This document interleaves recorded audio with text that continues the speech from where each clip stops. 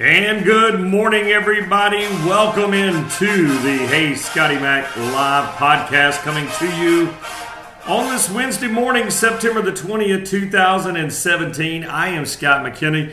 Glad you are with us, getting ready for week 4 of the college football season. We got a lot to talk about this morning. Before we do that, let me thank our sponsors. We have some great sponsors who help us bring you the show every day. They include our friends at my-pak.com.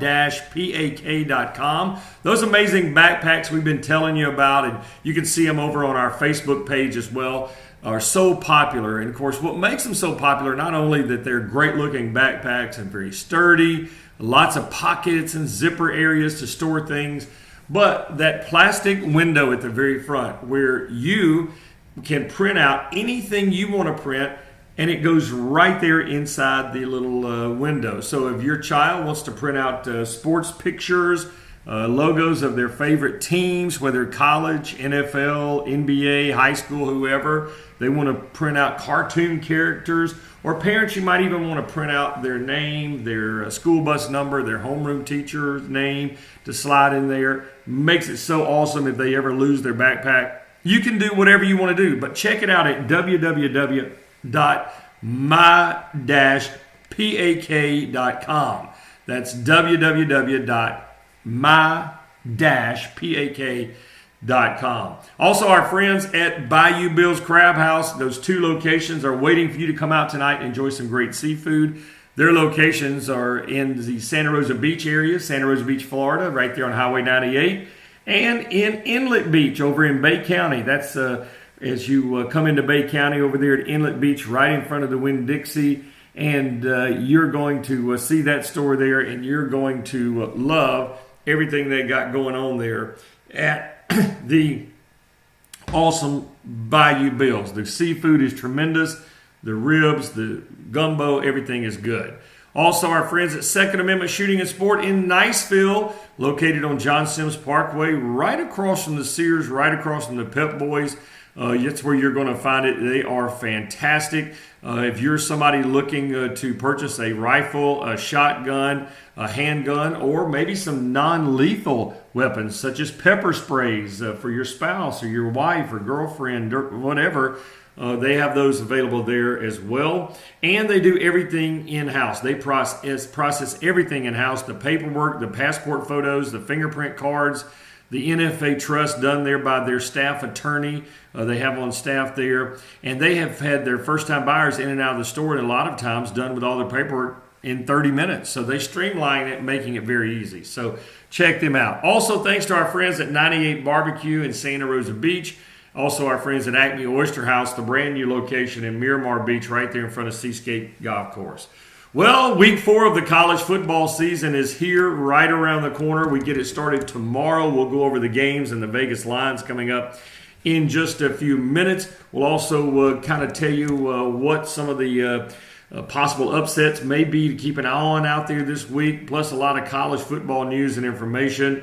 And we'll get to all of that here in just a few minutes. You know, one of the things that we are looking at too now with this upcoming weekend, there's a lot of things starting to happen news and notes wise. You've got injuries taking place. You've got players, freshmen who now are becoming more and more experienced, moving into the starting lineups.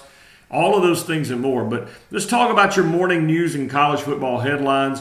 We'll start in Auburn, Alabama, where word came out late yesterday that the former number 1 recruit in the nation, defensive lineman Byron Cowart, has requested a release from his scholarship at Auburn, and that release was granted. Little to say there of why, other than you can just read through the lines and between the lines to see that he has not played a whole lot there. He was recruited to Auburn, if you recall, back in 2014, number 1 player in the country coming out of high school, and in 26 career games at Auburn, he's had 15 tackles, 1.5 tackles for loss. He's had some problems at Auburn. He was one of 4 players arrested for marijuana possession May of last year. This past spring, he moved from end to defensive tackle in an attempt to really jumpstart in his career. and it's been mixed reviews for him. But that's interesting that the nation's number one player, Byron Coward, who was a dominating player in high school in the state of Florida, who signed with Auburn, now has asked for a transfer. Now, no word of where he will transfer to. There's been some speculation, but he and his family have not said anything, so we'll keep a close eye on that and find out where he may be going. You know, one of the big things that's becoming popular in college football, these preseason kickoff games, and yesterday it was announced that Louisville and Ole Miss will kick off the 2021 season at the Chick-fil-A Kickoff Classic in Atlanta. That game will kick off the 2021 season at the Mercedes-Benz Stadium in Atlanta. It'll be the first time that Ole Miss and Louisville have played on the football team. Both of those teams have played in a kickoff classic before there in the Chick-fil-A Classic. If I recall, Louisville played in 2015, losing to Auburn, and then Ole Miss beat Boise State in 2014. So that is a interesting note that Ole Miss and Louisville go head-to-head. And, you know, there's even some talk that if Matt Luke is not given the head job at Ole Miss, that you might see Bobby Petrino's name get in the mix as the new head coach at Ole Miss. Wouldn't it be interesting if Bobby Petrino came over to Ole Miss prior to that 2021 matchup? Well, we've seen crazier things happen, no doubt about that. So we'll keep an eye on that. Also, at Texas, they're trying to figure out their quarterback situation, obviously, and Tom Herman now, it looks like, maybe going with the freshman. Tom Herman is back going with Shane Buechele, who suffered an injury to his right throwing shoulder in Texas' season opening loss to Maryland, and ever since then, things have been kind of up in the air. Sam Ehlinger started both of the games since the injury, but it looks like Buechele is now getting the majority of the snaps in practice this week and should be taking back over that spot. So we'll kind of see how that plays out. Also, the very latest, some interesting news coming out of Florida, out of Gainesville this morning. It appears now that Antonio Callaway, Jordan Smith, and one other player are likely going to be arrested on charges of felony grand theft, with the possibility of further misdemeanor charges over that university credit card situation. If you recall, it was 9 total players who've been indefinitely suspended for their connection to the misuse of scholarship money in general, and specifically for making improper charges to their student debit cards at the school bookstore and then selling those items for cash. So this thing is continuing to develop. We'll follow it closely. Of course, Florida is coming off the big miracle win over Tennessee on Saturday, getting ready to go up to Kentucky this week. So they need to focus on things on the football field, and that's definitely something not going on the football field, but that is something that they want to get behind them. But I would venture to say that Antonio Callaway's career at Florida may be over at this point. Also, the SEC yesterday announcing the 2018 football schedule. They always announce it about this time every year. You can look at that on our Facebook page. Just go to facebook.com and then look at search for Hey Scotty Mac. Some of the non-SEC games, non-conference games that kind of stand out for me as I looked at it. Auburn will open the season September the 1st against Washington in Atlanta in that Mercedes-Benz Dome.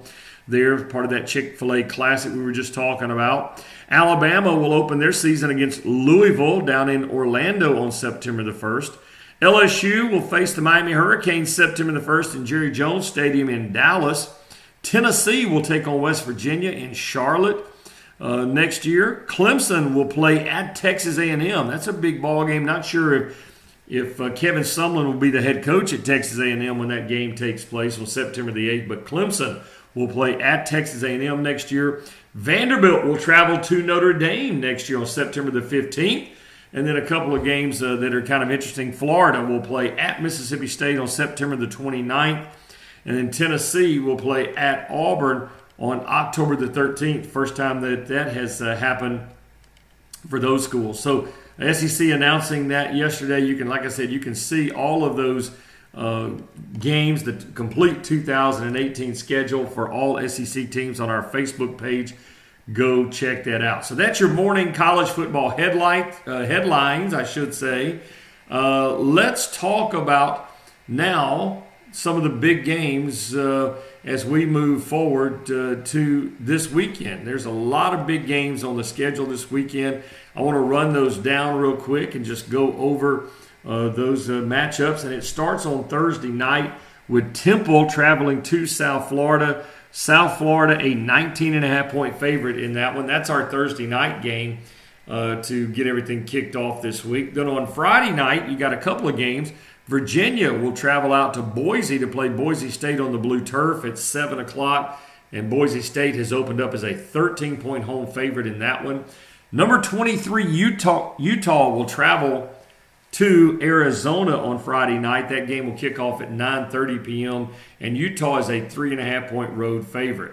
All right, let's go into Saturday morning. Saturday morning at 11 a.m., West Virginia is at Kansas. And I'm not going to run down the full schedule. I'm just going to run down some of the bigger games. Saturday morning at 11 a.m., North Carolina State is at Florida State, Doak Campbell Stadium. Florida State, a 13-point favorite in that one. That game will be on ESPN2, 11 o'clock Central for that one. Texas A&M and Arkansas will meet in Dallas at Jerry Jones Stadium Saturday morning at 11 a.m. Central. And Texas A&M, surprisingly, has opened up as a 2.5-point favorite in that one. Let's see here. Louisville, number 19 in the country, will host Kent State Saturday morning at 11 a.m. And Louisville is a 44-point favorite. Ohio State, the number 10 team in the country, will host UNLV Saturday morning at 11 a.m. And the Buckeyes, a 40.5-point favorite. The Tennessee Vols return home after that loss in Gainesville last weekend. They'll host UMass Saturday morning at 11. And Tennessee, a 28-point favorite in that one. Other teams of interest for our particular area. Alabama, number 1 in the country, travels to Vandy, 2:30 p.m. on CBS. And Alabama, an 18.5-point favorite in that one.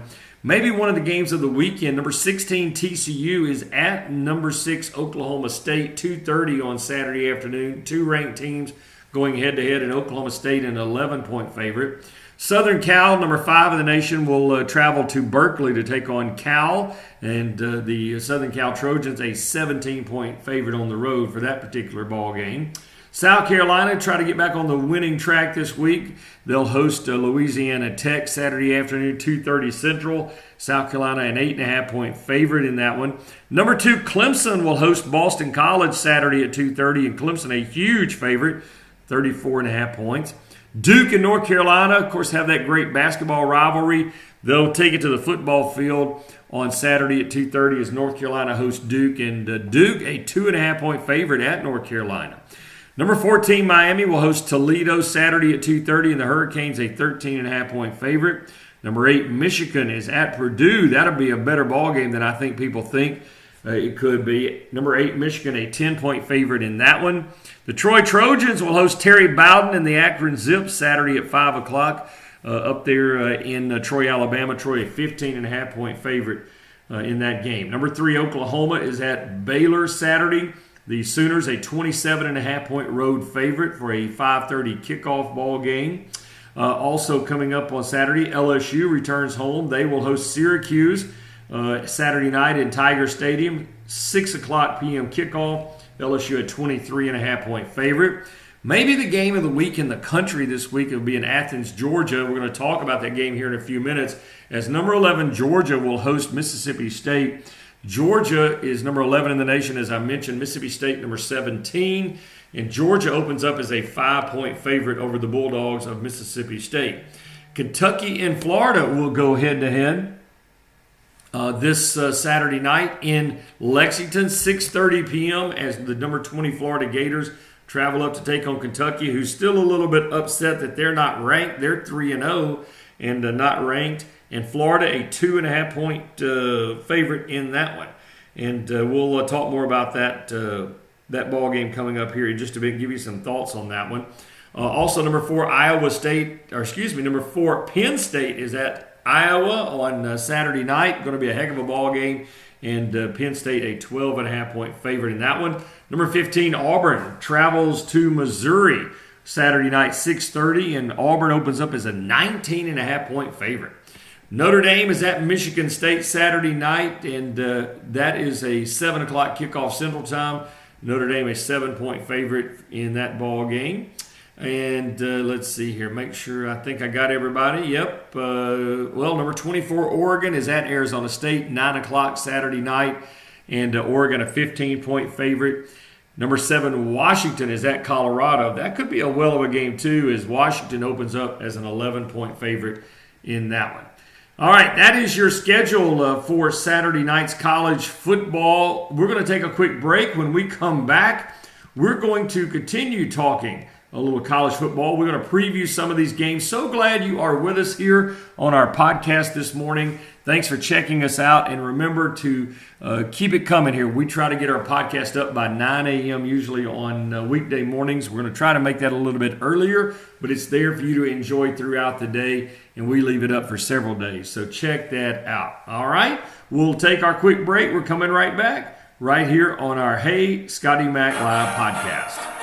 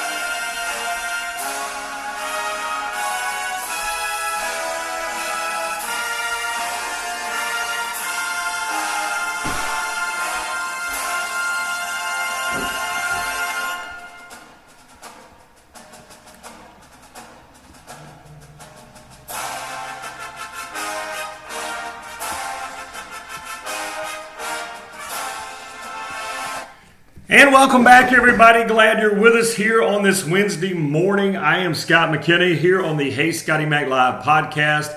Make sure you go over and subscribe to our page, like the page, like us on Facebook, like us on Twitter.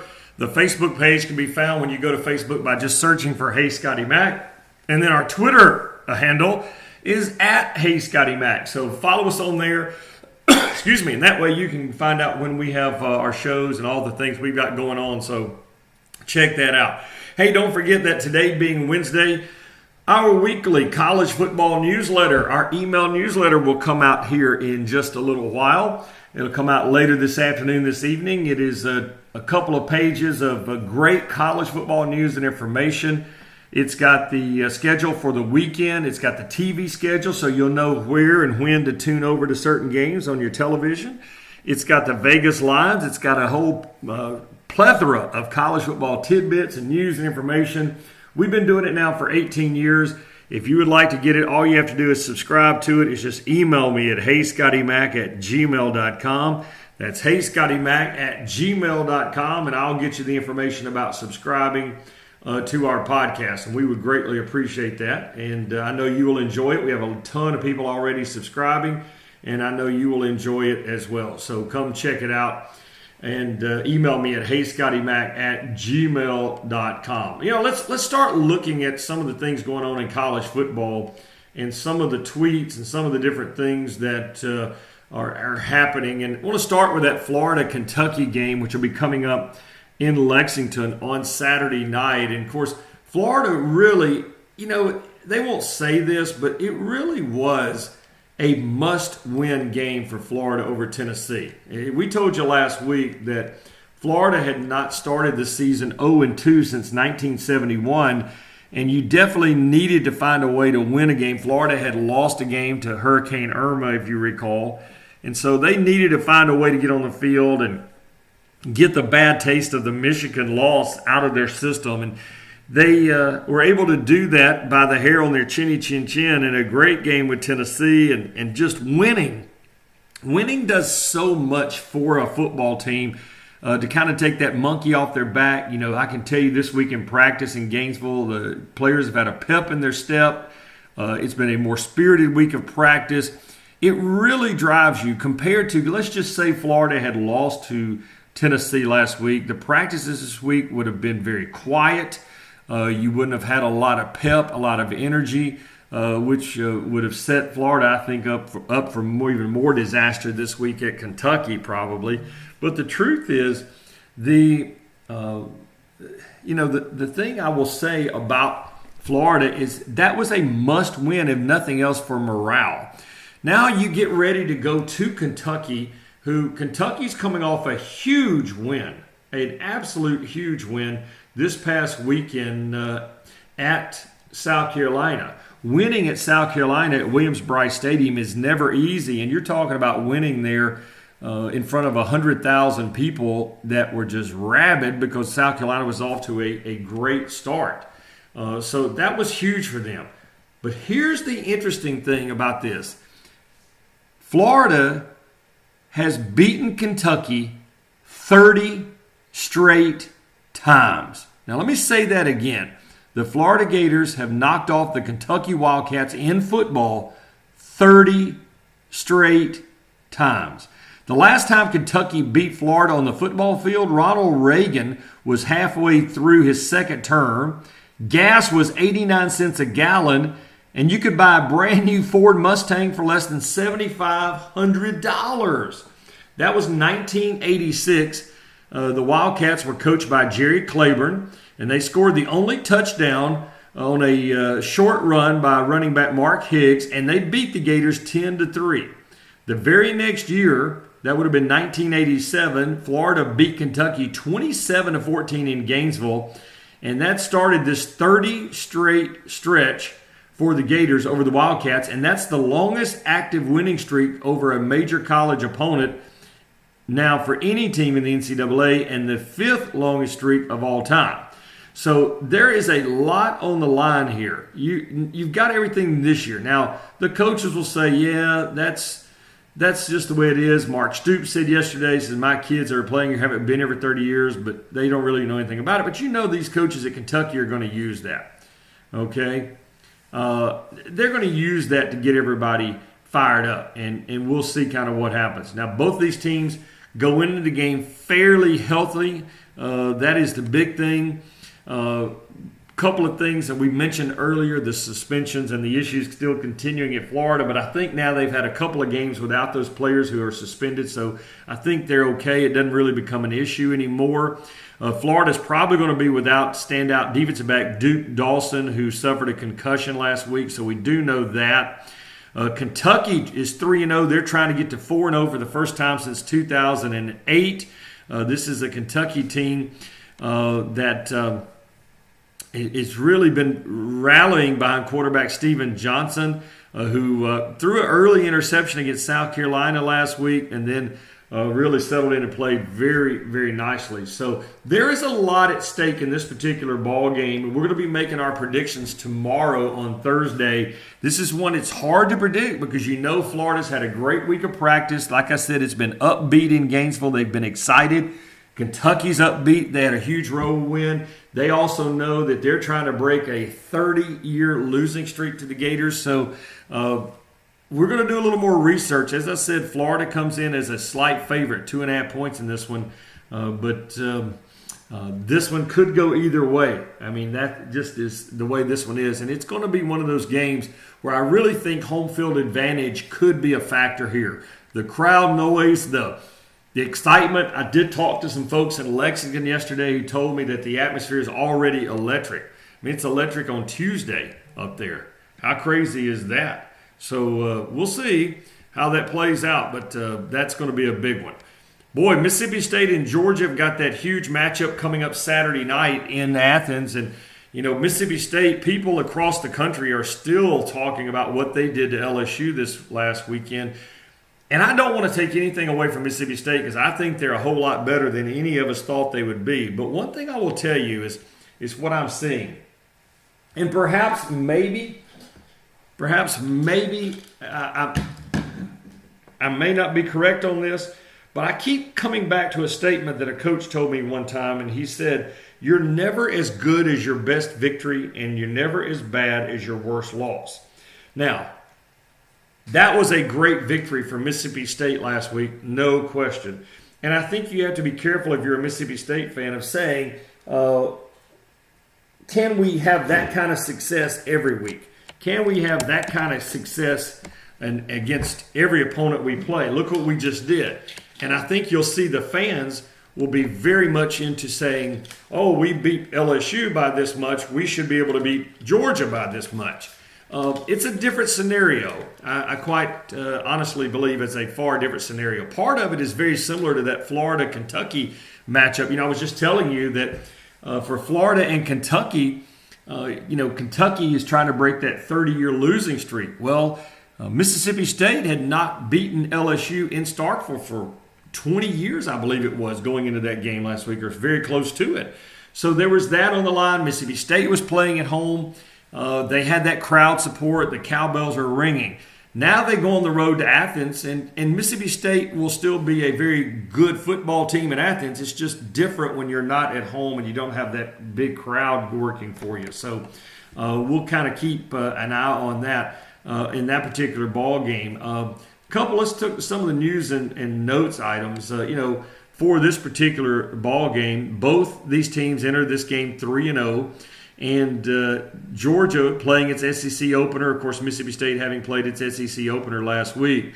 But Dan Mullen's Bulldogs are getting it done in every category just about. They're first in the SEC in scoring, averaging 47.7 points per game. Mississippi State Bulldogs are first in scoring defense, allowing only 9.3 points per game. Nick Fitzgerald continues to get better and better every game. He's completed 43 of 70 passes for 543 yards and 7 touchdowns. He's already rushed for 240 yards in a couple of games, or 3 games and 5 scores. That is really important. Arius Williams has been outstanding for the Bulldogs, Mississippi State Bulldogs, that is, at running back, 336 yards rushing through 3 games, 48 carries. And so that is big. And let's look at Georgia. Of course, we've saw Georgia already this year in that game at Notre Dame. Their defense has been their calling card. Georgia's allowing 14.3 points per game. They're allowing only 71 yards on the ground, and no team has rushed for more than 100 yards against Georgia in its first 3 games.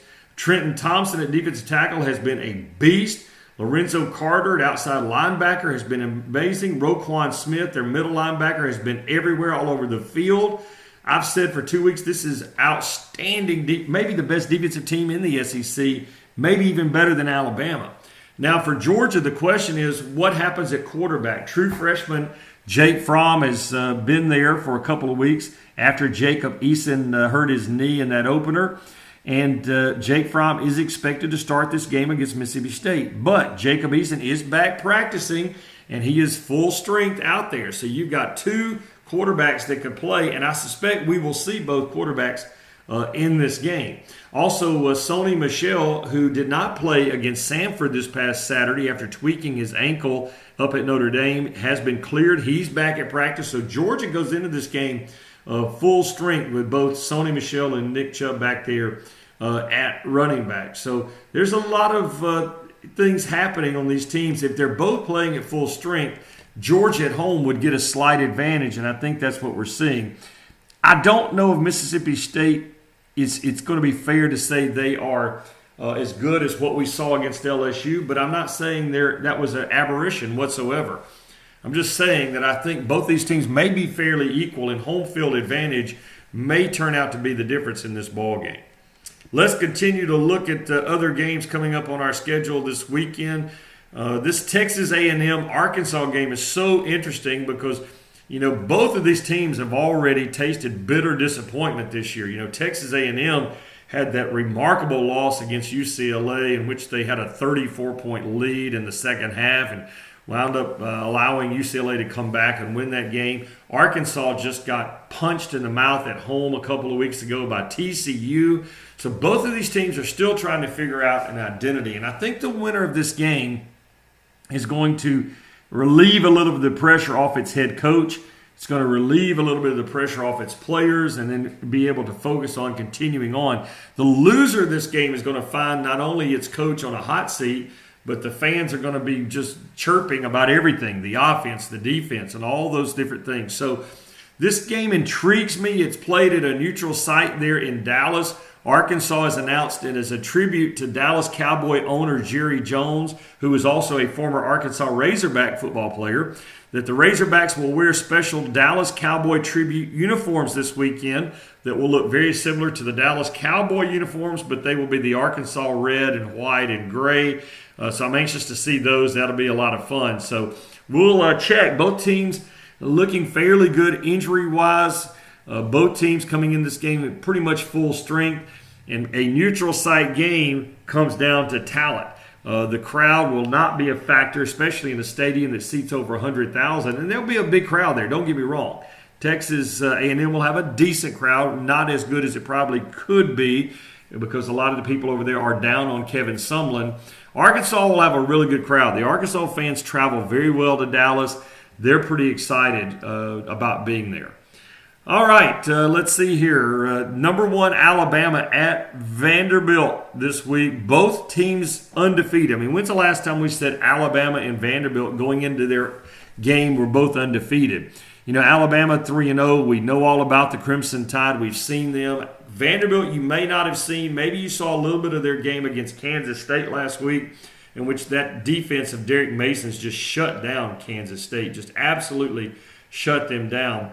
Alabama opens this as a big, big, big favorite. Now, go back to SEC Media Days in July in Birmingham, and Derek Mason was asked about Alabama coming to town, and he said, look, we'll be ready. When that game comes, we'll be ready. He said, look, I respect Nick Saban and what he's built in Tuscaloosa, the way he handles himself, the way he coaches his football team, but he said, we will not be afraid. Well, now let's fast forward. Here comes Vanderbilt, undefeated 3-0, and they are not afraid. As a matter of fact, some of the Vanderbilt players are even kind of calling Alabama out on Twitter, which I don't recommend, but that's what they're doing. So we'll see if Vanderbilt can back up the talk. Can they? If you talk the talk, you got to be able to walk the walk. Can they do that? Of course, this game will be on CBS 2:30 Central Time Saturday afternoon. This is Alabama's first trip to Vanderbilt to take on Vanderbilt there in Nashville since 2007. First time these two teams have played since 2011. Obviously, Derek Mason and Nick Saban have never faced each other, but Nick Saban has a great respect for Vanderbilt. Commodores are led by quarterback Kyle Shermer. He's completed 49 of 69 passes for 703 yards, 8 touchdowns, and no interceptions. Shermer is sixth in the nation in passing efficiency at 194.9, which is outstanding. And this defense of Vanderbilt, it leads the SEC in scoring defense, allowing only 4.3 points per game. The Vanderbilt defense has only given up 13 points all year. Vanderbilt leads the SEC in passing defense at 95.3 yards per game and total defense of 198.3 yards per game. And the Commodores are allowing only 3.44 yards per play. Now, here comes Jalen Hurts and the Alabama offense. Now, you know, people talk about Jalen Hurts and people have been kind of down on him. Maybe his passing isn't what it's supposed to be. Look, he struggled last year, but let's look at his numbers this year. This year, he's thrown four touchdowns with no interceptions. He's passed for 472 yards. He's rushed for 100 yards in each of the last 2 games. He's accounted for 7 touchdowns with no turnovers this season. Now, let me say that again. Jalen Hurts has accounted for 7 touchdowns with no turnovers this season. That is so big, and I think you're seeing him develop as a football player, and his maturity is getting better and better. You know, Alabama, coming off that win over Colorado State, in which they gave up 391 yards of offense to the Rams. More shockingly, I guess you would say, is Colorado State converted 10 of 17 third down conversions. This Alabama defense is good, but I think even most of you listening this morning would agree, if you've seen Alabama play, this is not the dominating Alabama defense we've seen the last few years. Now, they've been beat up. They've lost 2 linebackers for the season. Rashad Evans, another linebacker, is missing time with a groin injury. Anthony Jennings, another linebacker, has missed time with a bum ankle. Dylan Moses has missed time with injury. And all 3 have returned to practice somewhat in a limited basis, so we'll see about their availability this week. This is, for Vanderbilt, the Super Bowl. I mean, you've got the best team in college football coming to town. You're going to be on CBS. This is a chance for Derek Mason to really show off the progress of his program. Now, if Alabama comes to Nashville and rolls up Vanderbilt, then I think most people will say, yep, same old Vanderbilt. But if Vanderbilt can hang tough and give Alabama a game, and if this game stretches into the fourth quarter, I think that will give Vanderbilt much more respect. It'll give Vanderbilt an edge in recruiting in a lot of places. And it will really open the eyes of the nation that, hey, this Vanderbilt team is really, really good. So I'm anxious to see how they respond. Now, if you've ever been to the stadium there in Nashville on the campus of Vanderbilt, it is the smallest stadium in the SEC. It's almost very sterile and impersonal. It's just not a intimidating place. But now what we are hearing, and the stadium only seats, I think it only seats around 40 to 45,000. But we've already heard there could be as many as 20 to 25,000 Alabama fans. We talked to some folks in Nashville, and man, Alabama fans are coming to Nashville this week. They've booked up all the hotels. They're scouring up all the tickets. You're seeing online that Alabama fans are looking for tickets left and right. I think you're going to see a huge sea of crimson in the stands come Saturday when these two teams go head-to-head, and we'll have our prediction coming up tomorrow. Vanderbilt has everything on the line. Like I said, it's their Super Bowl. How will they respond? Are they going to put too much pressure on themselves? Sometimes when you get a big game like this, a team that hasn't been in those games, and for Alabama, they've been in a ton of them. For Vanderbilt, not so much. Sometimes if they get in those situations, you'll see that teams put too much pressure on themselves and don't play as well as they could. So it'll be up to Derek Mason to get his team ready. All right, well, we are ready to roll for another day. Of course, a lot of conversation. And don't forget, coming up tomorrow on Thursday, we will be giving you our preview, our score predictions for the games. We'll talk about them. Those are going to be great. Also, don't forget, coming up later today, our college football newsletter, The Extra Point, will be coming out. If you're not a subscriber, email me at heyscottymac@gmail.com. That's heyscottymac@gmail.com, and I will get you the information about subscribing to our college football newsletter. It's called The Extra Point. We appreciate that. And again, if you go to our page here, our collegegamenotes.com, that's our podcast. If you go to that page and you are able to, you're obviously subscribing to our podcast for $2.99 a month, and we greatly appreciate that. That's only 10 cents per day, and it really helps us with the production cost and the domain hosting cost and the show hosting and all that. We appreciate that so very much. But we would ask that you would consider becoming an insider, which basically means just bumping your monthly commitment up to $5.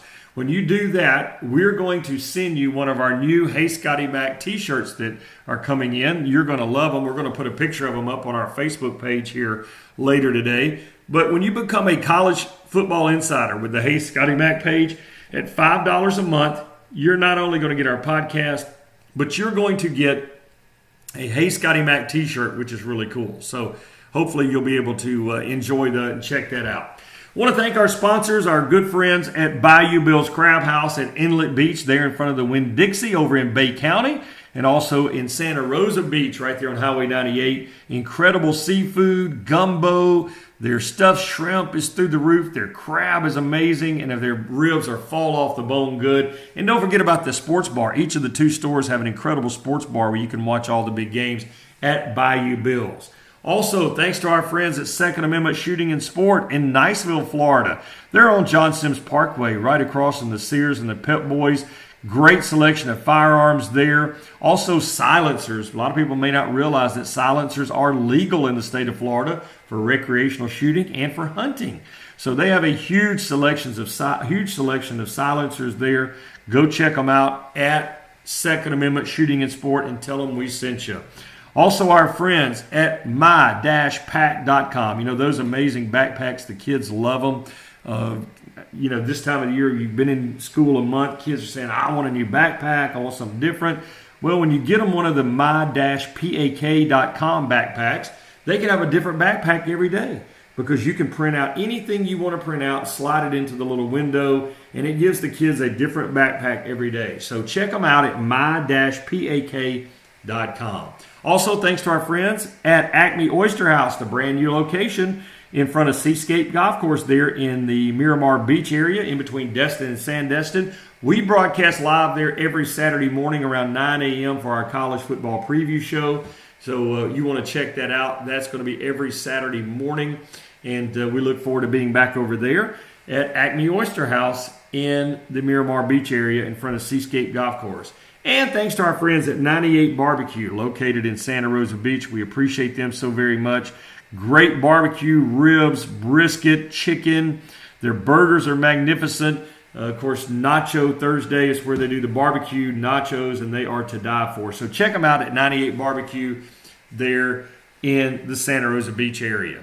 Well, hope you guys have a great day. Remember to follow us on Facebook. We'll always be doing live updates on Facebook, but the premium content of the show will continue here on the podcast. Tell everybody about our podcast. We would greatly appreciate it.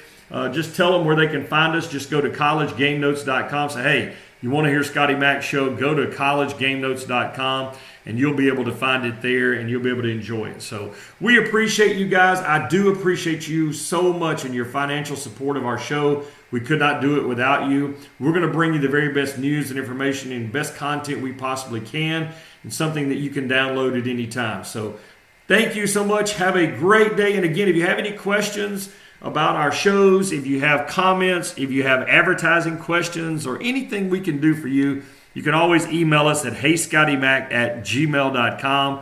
That's heyscottymac@gmail.com, and we will always answer. Or just send us a message on our Facebook page, and that's at heyscottymac. Have an awesome Wednesday, everybody. We'll be back tomorrow morning with another podcast live edition of Hey Scotty Mac Live.